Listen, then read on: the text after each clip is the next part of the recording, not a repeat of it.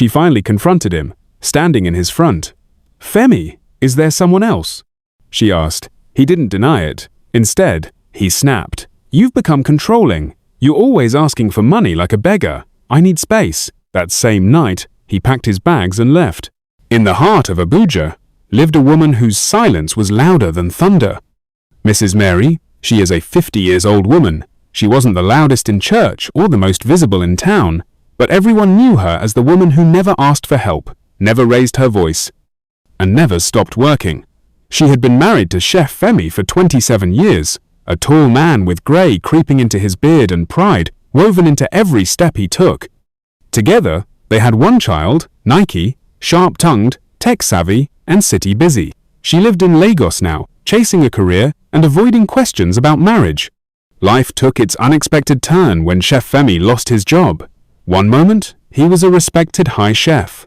The next, he was waking up to no office, no cooking, and no calls. He didn't tell the world.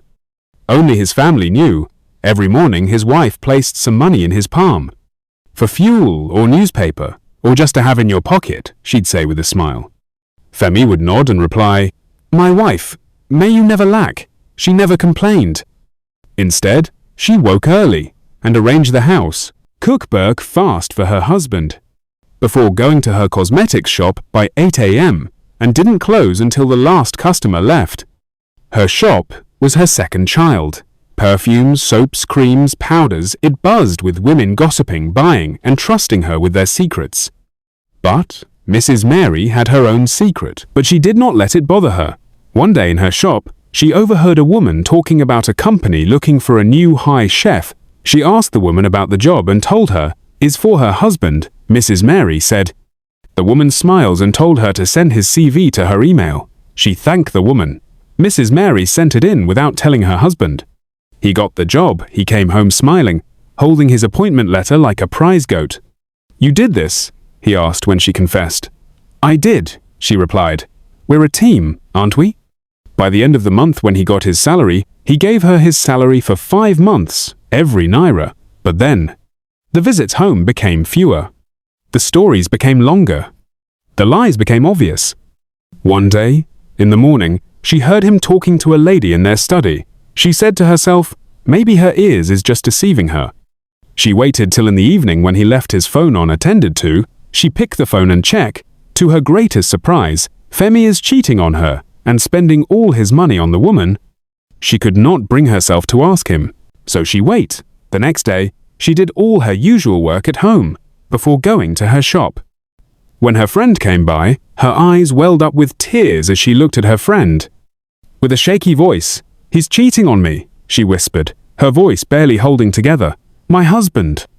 He's been with someone else." The weight of the words hung heavy between them. Her friend froze, the smile that had just danced on her lips fading like a shadow chased by light.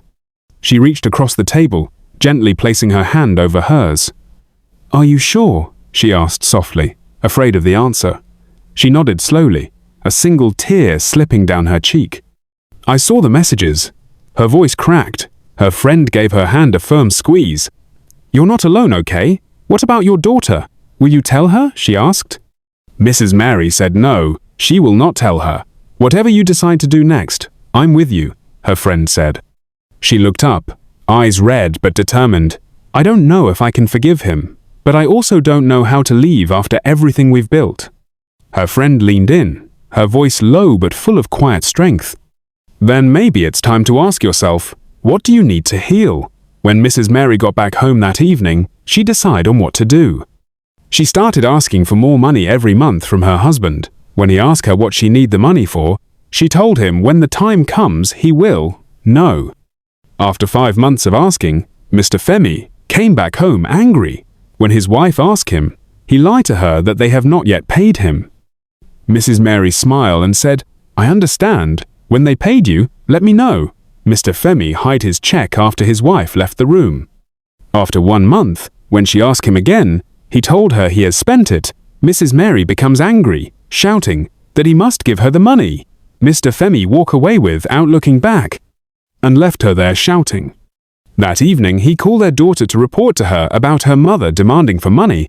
The daughter became angry with her mother And when her mother called her to complain about her father not giving her money, Nike asked her mother what did she need the money for. Her mother simply said, "When the time comes, you will know." Nike became angry with her and cut the call. When her mother tried to call back, Nike refused to pick her calls. That night, he packed a small bag and said, "I'm leaving." She said gently, "Femi, are you seeing another woman?" The silence answered before he did. "I need space, Mary," he snapped. "You've become too demanding. Always asking for money," he said without looking at her. "I'm asking for money," you said. "Have you forgotten everything so fast, Femi?" "Is our money," she said. "I need a break," he barked. "When you come back to your senses, maybe I'll come back," he said as he walked away. Mrs. Mary didn't call him back. She simply doubled her hustle. She worked even when her bones ached and her back screamed. She sent messages to her daughter. "My daughter, can you come home this weekend?" But her daughter never replied. Time never waited. 2 weeks later, her shop was closed. Her phone was off. What did you think must have happened to Mrs. Mary? Does it has to do with the secret she is hiding? Watch out for part 2. Moral lesson: do not wait until the drumbeat stops before you dance with the one who kept the rhythm alive. Subscribe so you don't miss